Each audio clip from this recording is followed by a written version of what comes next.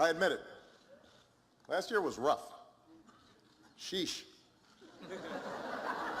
Sheesh is a expression of exasperation. It could be a euphemism for Jesus, and it shows frustration, annoyance, exasperation with someone else's behavior or possibly with a situation too. It's not often used, right? It is not used as part of a sentence. It would, to me, it would not often be used, but some people might like it. I would probably say, gee whiz, or, oh my God, or Jesus, rather than sheesh. Sheesh, if he gets drunk one more time, he's going to get fired.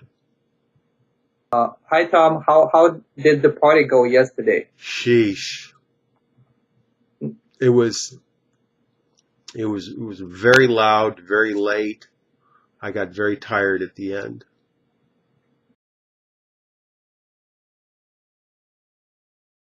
Folks are saying that with my sagging poll numbers, my fellow Democrats don't really want me campaigning with them. Sagging means that something is going down or it's becoming lower. For example, women's breasts would be one example, or someone's pants. Their pants are sagging, or people's bodies go sagging when they get older. So to sag means to sink, to droop, or to settle from pressure or weight, right? You can say, let's say there's an apple tree, and you can say the branches are sagging under the weight of apples. That's correct. Or with a sailboat, if the ropes are loose, you can say the ropes are sagging. You have sagging fortunes as well, which means that you're not as successful as you were before.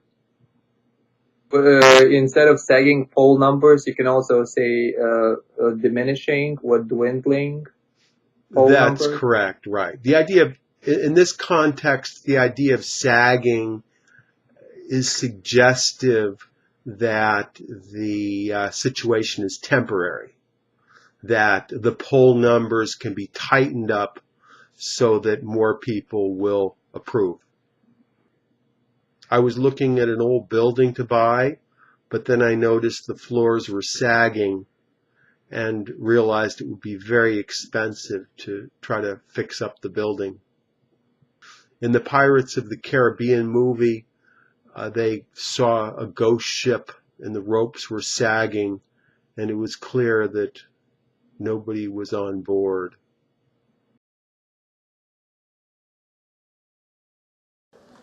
This is true. And I don't know if it'll work with women, but I understand that America's teenage boys are signing up to run for the Senate in droves. A drove is a group of cattle or other animals that are being driven together as a group. And it can also refer to a crowd of people too.